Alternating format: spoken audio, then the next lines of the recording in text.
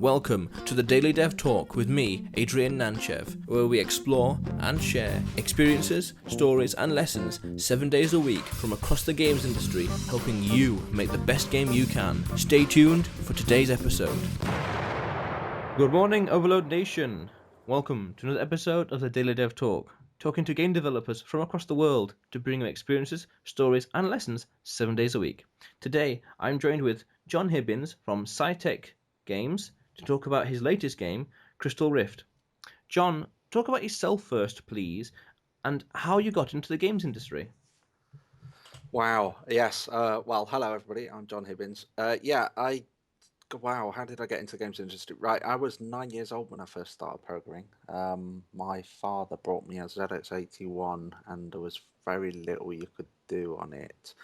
We didn't have the tape cassette add-on, so effectively you turned it on, were met with a cursor on the screen, and that was that. You know, if I didn't program, I didn't have any games, no tape cassettes, no nothing, just a manual and this flashing dot. So I quickly learned how to do basics like, you know, print text on screen, etc. And then started to get into writing very simple games. I recall one of my first ones being sort of make a K go backwards and forwards on the screen and press a button and up shot a bullet, and you had to try and hit the other T or whatever it was at the top of the screen. So and when you turned it off, that was it. It was all gone. So I started there, but quickly accelerated into sort of, gosh, I can't remember all the computers. BBC, Commodore, the Electron, then Commodore 64, probably a Spectrum, Amstrad, Atari ST, Amiga, and then on to all sorts of other things alongside consoles. So yeah, no, I've been a big avid game player since day one, but a programmer since day one as well. And then I released my first commercial game called Squigs on the Amiga. In fact, it was on the front cover of Amiga Power, issue number, I think, 29. So that was the first commercial release that had any exposure, I suppose. What was the name of the magazine again? Issue 29? Amiga Power. Amiga Power. Yeah, Amiga Power. I think it was, so that was the very first. I wouldn't say it was the first game. I'd actually spent, I'd written lots of things by that point, but nothing that, I was probably too young. I was 18 at the time when the Amiga Power came out. So I was too young and not business savvy enough. And I don't think the world was the same. It was like, well, put it this way, Amiga Power paid me to be on the front cover. So, yeah, it's a very different world. I wasn't business savvy enough anyway. I mean, I did do a lot of demos. I was heavily into the public, the Amiga public domain demos. So I'd be making music demos and go away for weekends. I suppose they're the precursors to like game jams, but at the time it was just a whole bunch of people that loved Amiga games making demos, going to a house, spending the weekend there and making something cool. Usually mine would be something to do with music. So I wouldn't be programming the music. I'd be doing, somebody else would be doing the music, and I would be doing on-screen effects in time with the music. So that was what my little forte was in that. But there was all sorts of learnings from that. Okay, that's amazing. Come back from a long way. Yeah. So tell me about the studio then, Psytec Games. How many people is it? What's the structure and such? Well, this isn't the first studio I've been involved with actually, or owned. Well, I'm the primary owner of, and we've got some investors and some other team members involved in the business. But Psytec Games has been set up specifically for virtual reality. So it's a new studio focused 100% on virtual reality games, and we're currently working on our first IP called Crystal Rift. In fact, it's been in development for about a year and a half to 2 years now. It's fairly long in development for a virtual reality first game, but the idea it's over 10 years old. But yeah, so the studio is really formed around producing that, and then going on to produce more IP as we go forwards. All right, so tell me about your latest game then. Tell me about Crystal Rift and what you wanted the player to experience. Sure, yeah. Well, Crystal Rift is really, we talked about the Amiga, but it goes back to the Amiga days. I really loved the old dungeon crawlers like Dungeon Master. I had a Beholder, Blood Witch. I mean, gosh, there's such a list of them. I've now found out there's about 60 odd. I wasn't aware of at the time, but yeah, it's basically, I loved that type of game, and even recently games like Grimrock have started to show grid-based dungeon crawlers work really well, even in modern day technology. In fact, they're very well structured for what we're doing in modern days. So yeah, Crystal Rift is really a homage to that, but in virtual reality first. So sort of you stick the headset on your head and you're actually inside the dungeon. You are the person trying to escape the dungeon, and you have to meet the challengers and work the puzzles out to get through the dungeon. There's a lot to the dungeon. There's a lot of places to explore, puzzles to discover, etc. But yeah, its real thing is that it's in virtual reality, which makes it a very cool experience because you're actually inside the game. That's cool to know. So, what was your starting point when you began the game? Did you go totally from scratch, or did you just grab an engine and go? Yeah, well, this is like prototype 3.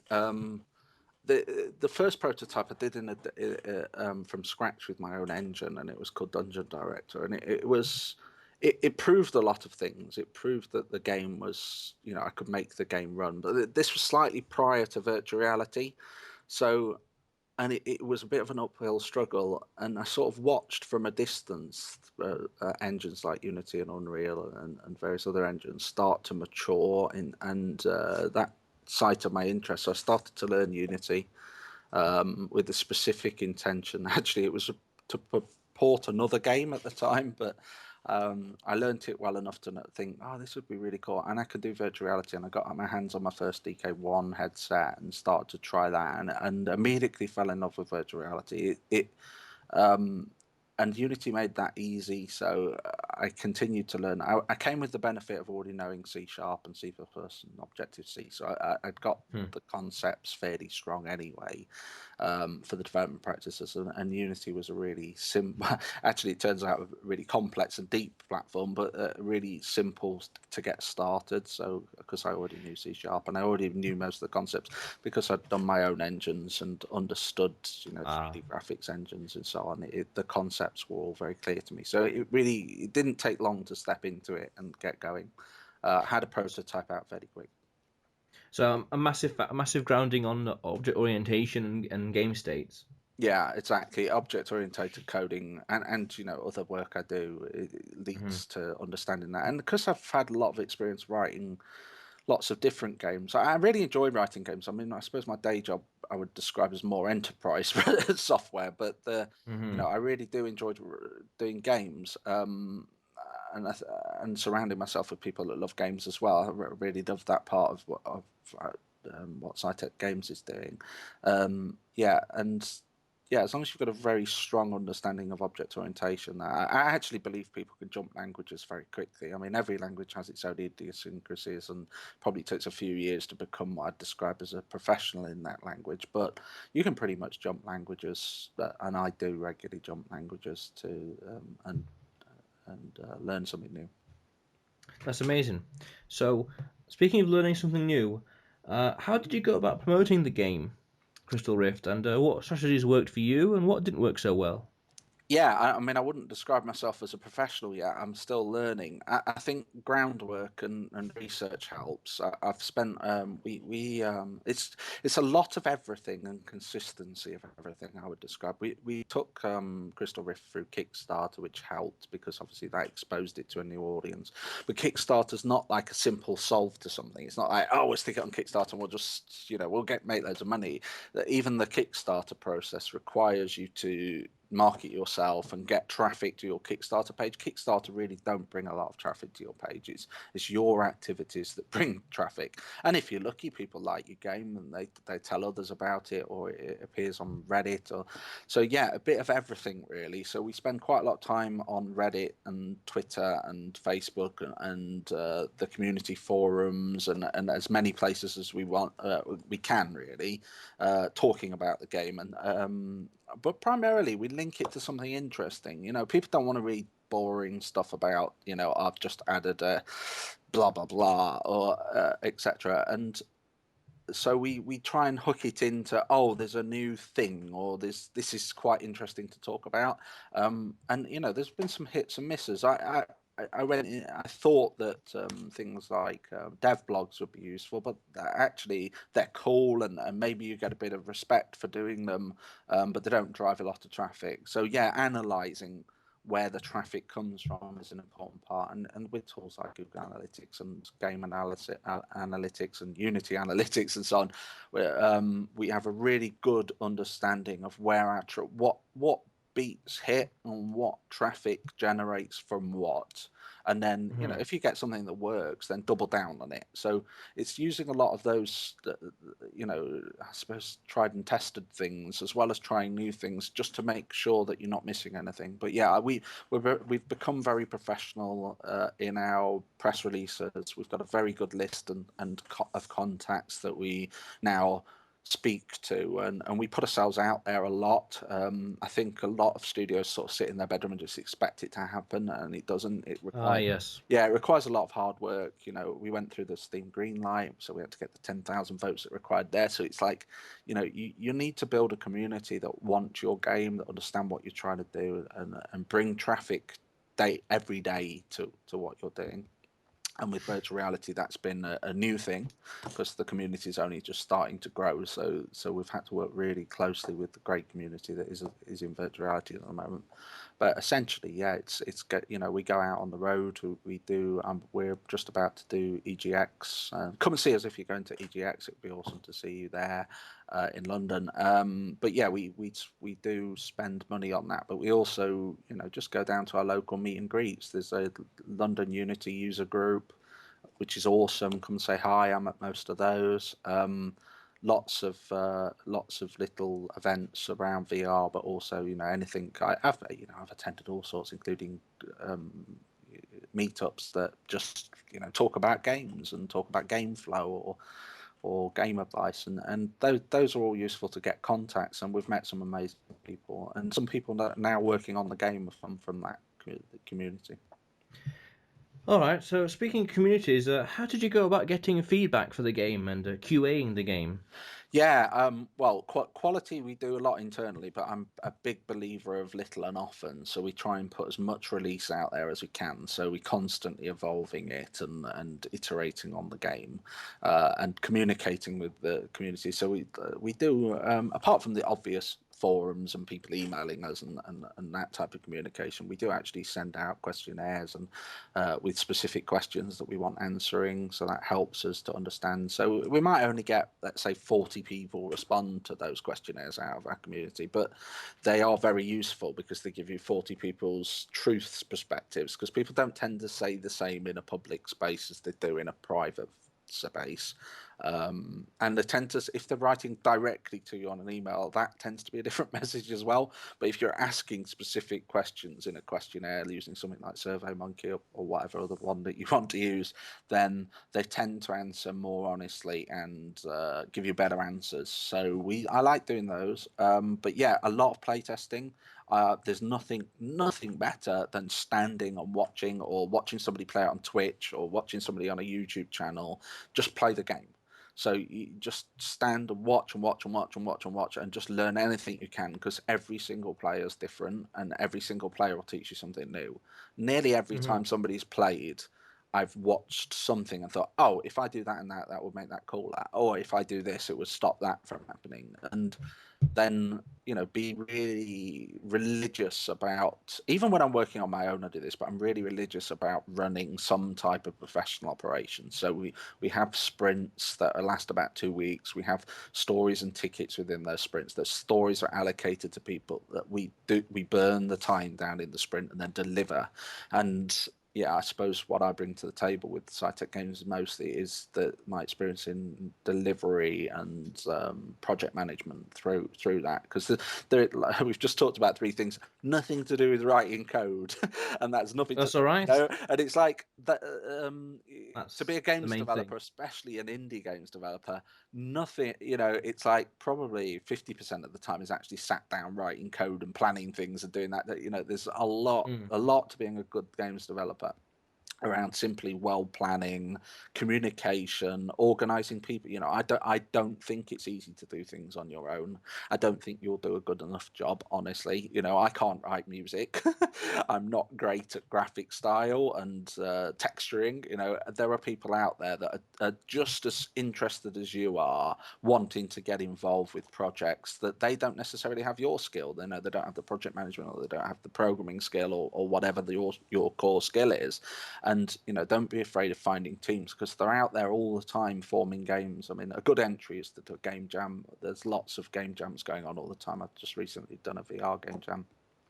I met some great people and continue to meet great people through just hanging out at indie bars, or go. Just don't be afraid to say hello, because typically devs are a bit shy, but actually these are other shy people, but you've got something really in common. and writing games is, or playing games is that.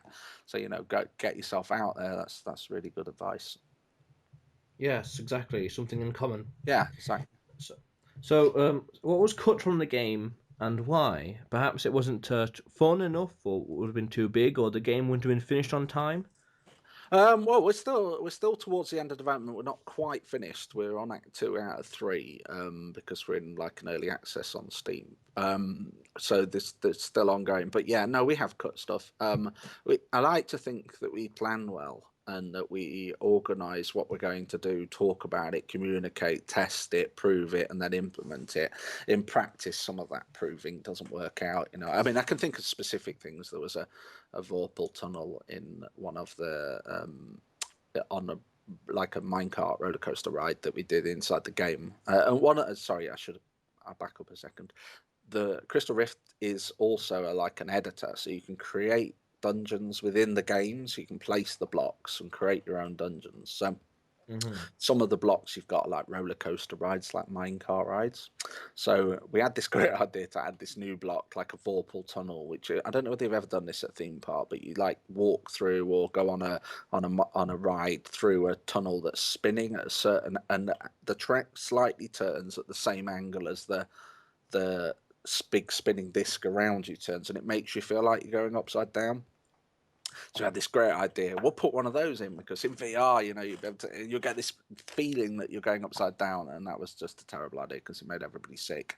VR, it made you feel like you were going to vomit, because virtual reality is sensitive to moving your body in that way. So we learned something new there. But yeah, we do come up with plenty of ideas that don't quite work out, and ideas that evolve. We get constant feedback, and as people give us feedback, we get direction that makes sense. Yeah, and that's healthy. The best games come out of that feedback. Keep going.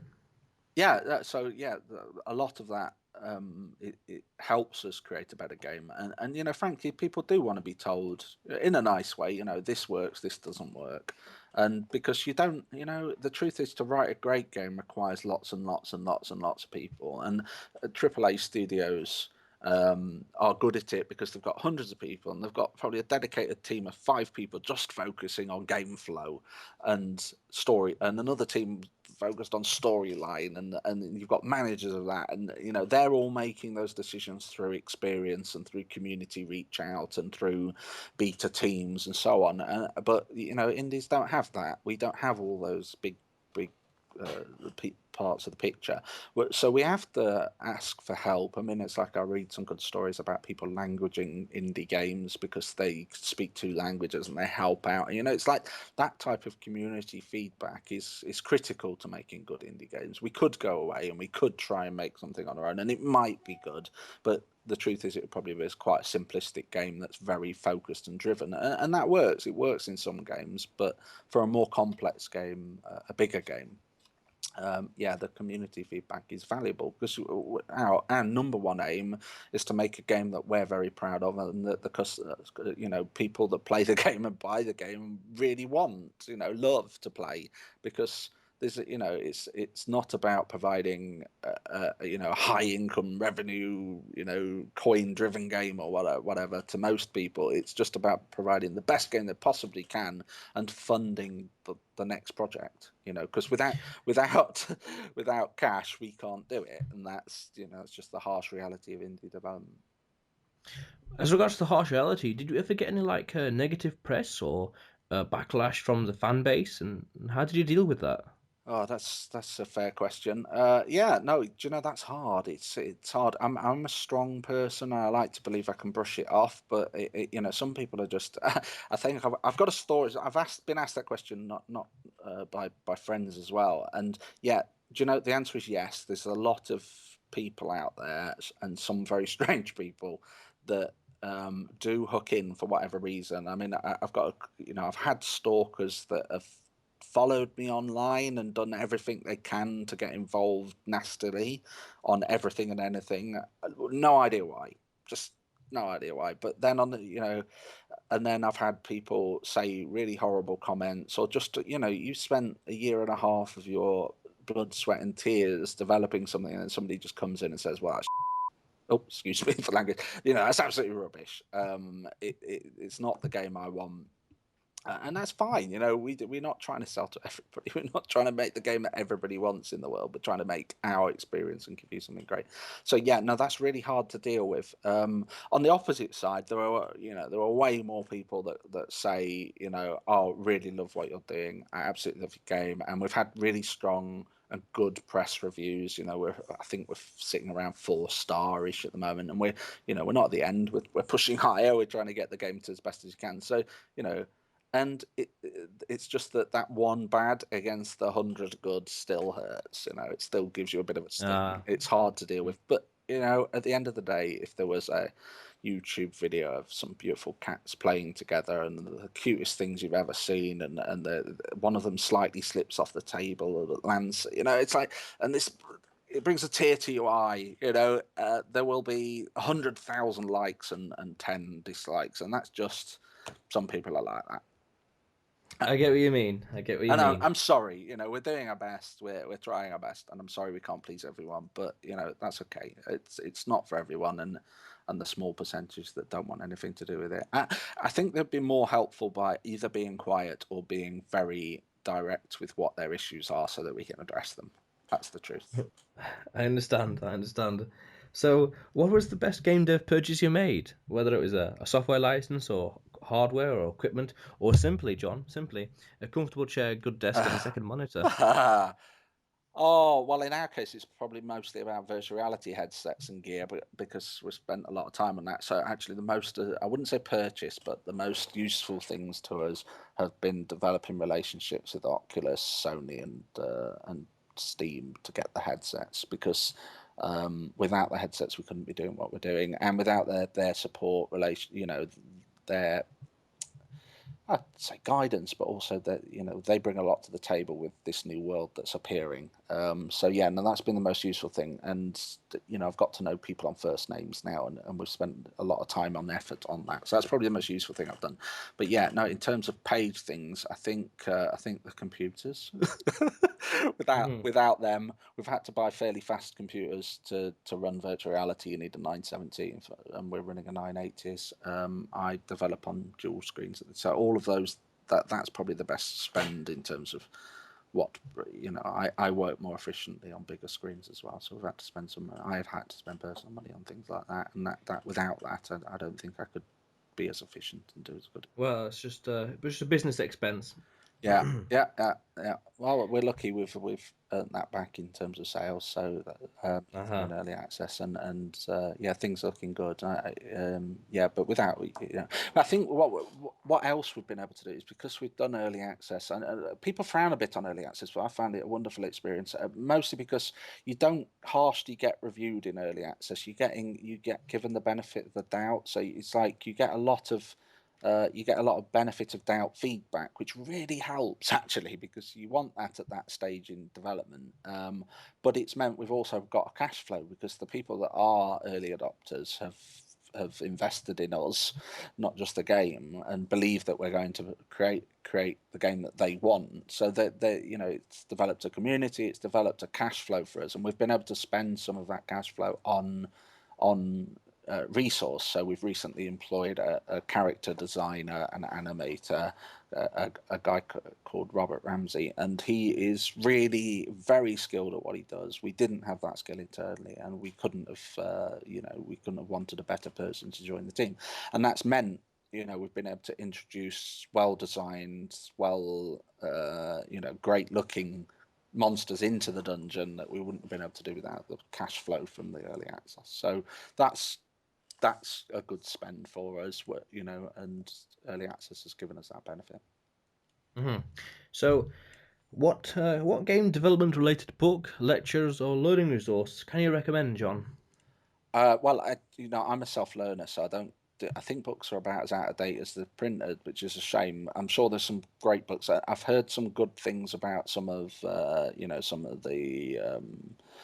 when they're talking about design patterns and object-oriented patterns and the abstract class structures and etc. So I would recommend going that direction, but I tend to hone in on what I'm interested in and learn online. I have found benefit of attending Unity type things and dev type events, because if they're talking specifics at a high level, you're always going to get something, even if it's a little thing like a tip or whatever. You'll get something out of it. But it's I watch so many YouTube videos. I'm a lucky developer because I can be in the zone and still take in second monitor content. So I tend to queue up. And sometimes it might take 3 or 4 watches, but I tend to put something on the spare monitor and have it playing. So I will, a recent one as an example was on understanding particle dynamics for, gosh, I can't remember myself now. For physics, so applying physics to particles and making them do cool things like water effects and things like that. So I just put those on a spare monitor, watch it a few times, or watch a few of different types of them, and the concepts start to sink in. And then when I come to actually doing it myself, I've got a really good idea of what I'm going to do. So yeah, I think I'm quite lucky that way, because I know a lot of developers, and I know not all developers can be distracted by noise or sound, but it actually really helps me. So I learn that way, just by watching other people and then having a go myself. And I can heartily recommend doing something outside your comfort zone for a short period of time. Set yourself a goal, like I'm going to write little shoot 'em up and it's going to take 3 hours, and just go and sit down and do that. Because the more you do, the better you get, frankly, and the more you learn. So just keep going and iterating over really cool things, and eventually you'll get it. On the other side, there's a caveat: don't not produce and don't not deliver. There's this trap that I see a lot of developers get into, which is the eternal never deliver, never actually produce anything thing. And it's the worst place to be. Always have a project that you're taking serious, even if you drop it slightly later on. Those projects that you are actually taking to delivery, the delivery part of that is the biggest lesson of all. It takes from a concept through to a full product that you would be happy to deliver onto Steam, and it wouldn't get refunds by everybody. I think our refund, we've had 10 refunds out of many thousands of sales, and it's because the game's of quality, has polish, has content. It's like you've got to spend a lot of time on that, and the idea that a game jam can turn into a Steam content overnight is very not true. It requires a lot of time and effort, and a lot of layers you've probably not even thought about, like introducing multiple controller support, or introducing languaging support, or having a Linux build, or it's all these things that actually, these things on themselves take a lot of time and effort, but having an actual product out there delivering products, or being on the road to deliver a product, takes you further down that path and more understanding of what you need to do earlier stage. Okay, yeah, that's great to know. Always improving and beyond. So, like an Evernote or Trello, do you have a useful or productivity enhancing software, app, or website worth sharing? Jira for me. That's Oh, right, yeah. yeah. Jira's for those that don't know what it is. It's affordable. It's like $10 a month or something. But it's a online agile ticket management tool, and it's fantastic. I actually work in a very strange way. I've got a lot of Apple equipment, so I use reminders in Apple to jot down my ideas when I'm out and about on the road, doing whatever. Well. So I just literally stick it in its own list inside there, because wherever I am, I've always got that to hand, and I don't have to log onto a website or do anything special. And then when I sit down to do project management, I transfer those tasks into Jira, add more detail to them, and then create small sprints. And even if they're like day or two sprints, it just keeps you focused. It's like I've got lots of sayings, but it's like the worst thing you can do is spend your time making something unremarkable. So it's like every day you need to be making some progress on this ladder towards something awesome and remarkable. And it's like people like get overwhelmed by, oh, I'm going to do this, I'm going to create Rocket League, right? And I'm sure the team at the start of creating Rocket League went, oh, I'm going to create Rocket League, right? And then they had some ideas or whatever. But most games come from multiple skills coming into that pipeline, and one step on the ladder every day. Rocket League probably started with an on-screen ball and two little objects moving around, and eventually you just layer and layer and layer and layer and layer and layer and layer, and then you add sound, and then you add controllers, and then you add and these little layers in themselves could be anything from an hour to a week's worth of work, but you'd be surprised how many of them you start ticking off your list as long as you've got your list. And dedication, hard work. I mean, once you've spent a few years on a project, it's effectively full time or all the spare time on it. It's just not giving up and being able to deliver and focus on that one step at a time. What I do with I have an iPhone as well, and what I tend to do is when I have an idea, I put it in the reminders, and then I set an alarm. So when I know I'll be at the computer, or when I know Yeah, I'll be at yeah, home, that's a good way of doing it. it sets off. So it's like, search this, search that, look up this, look up that, do this, do that, jot that Yeah, down, jot yeah. this down. Reminder, 6, 8 hours Oh, later, and they happen and all I'm the at the time. computer. They happen all the time. I've Yes. solved problems while stood in the shower. I've worked out entire plans for levels while sleeping in bed. I've got, I'm on a bus and suddenly go, I must remember to do that. And it's just getting those down, because 10 minutes later you'll probably have forgotten. And Yeah, it's like, unfortunately. yeah, it's like even the smallest little things, like, remembering the options file to change the save path or something like that. It's like just get them all written down, make them into tasks, and clarify them. Yeah, no, it's like just do that on the road all the time. But yeah, getting those tickets organized and prioritized and storyized into a tool is probably the most important thing in terms of delivery. Because you will deliver, because you've got you then got a task list. I realize not everybody works in that way, but from years of professionally doing project management and running large teams of people, it's a very efficient, very cool way of doing things, and they're not as unfun as it sounds. You can still put fun in there. All right, so yes, exactly, John. Productivity and not forgetting things. But Jon Hibbins, what advice, John, can you give to aspiring game developers, small indie studios, and people trying to get to where you are today? Oh, three things come to mind. One is, don't be prepared to give up. Don't hook into that one idea that you think is awesome, that's the best thing since sliced egg, bread and eggs on that as well. Don't hook into it and think, this is my game, it's going to make me £1 million, and everybody thinks it's not. Get the proof points, prove to yourself, and don't fall into that trap of like, I'm doing it for me either, because your time is very valuable and you could be doing more remarkable things if what you're working on isn't remarkable.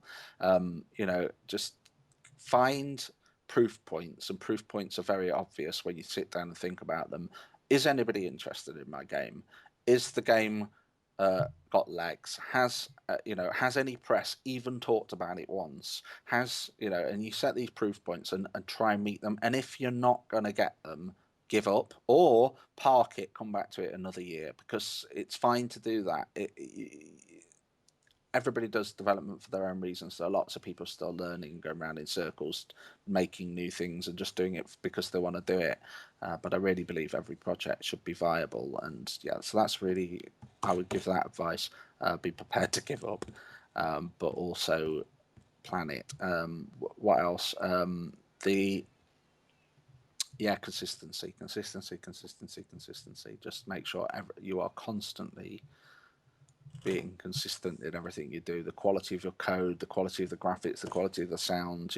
There's nothing worse than great music that then on the next level has terrible music. It needs to be just consistent, and spend more time than you think you need to on PR and PR related activities. That's what I would say. Because without customers, it's pretty pointless. And I've seen too many people, I know too many people that spend a year writing an iOS game, for instance, and go, "Oh, I've written this iOS game. It's fantastic." You see them chipping away, and no matter how much advice I can give, they're still making the same mistakes. They still believe the customers are going to come when they press the publish button on the Apple Store, and it just is not true. The harshest reality you will experience is pressing the publish button and getting no sales or 5 sales. And that opening day where you get the most traffic you will ever get in the entire cycle, you're dead.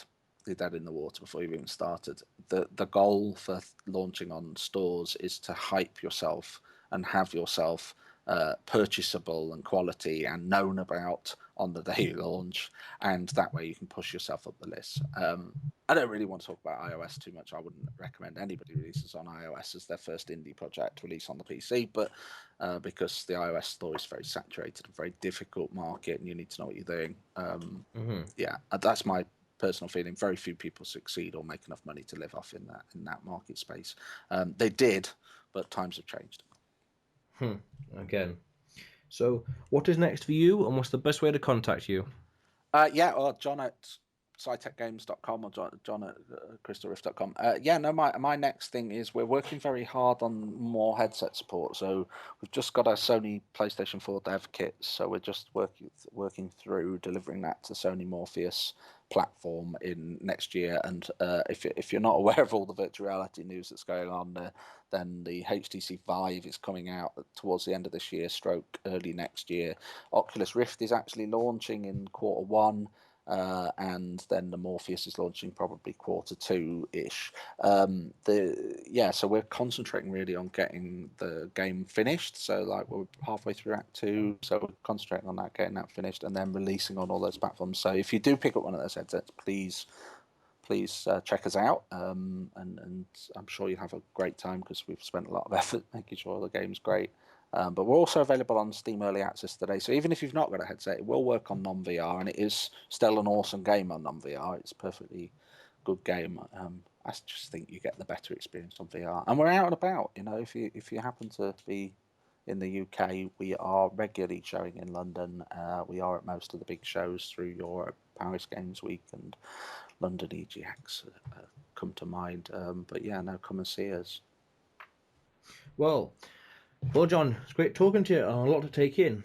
Everything from Commodores to VR to game engines to when to do PR and to stick with it. People are always shy, and to always be active in the community and to understand the marketplace and realise that things always change. And at the same time, understand that you can't always please everyone all the time. There are always sometimes stalkers. Yeah, that's the internet. Yes. But there are lots of people that think we're great, and thank God for them, because they shout about us. They love what we're doing, and they help us wake up in the morning and work hard every day to give them an awesome experience. So, John, it was great talking to you, and I wish you well in future endeavours. Thanks, Adrian, and I wish you well too. Thank you. So stay tuned, Overload Nation. More videos to come. Thanks for listening to today's episode of the Daily Dev Talk with me, Adrian Nantchev. If you are a game developer that wants to get your name and game out there and to share your experiences and stories, or you have feedback or opinions of the show, then contact me at info@gameoverload.co.uk. That's info@gameoverload.co.uk. Stay tuned for tomorrow's episode, more to come.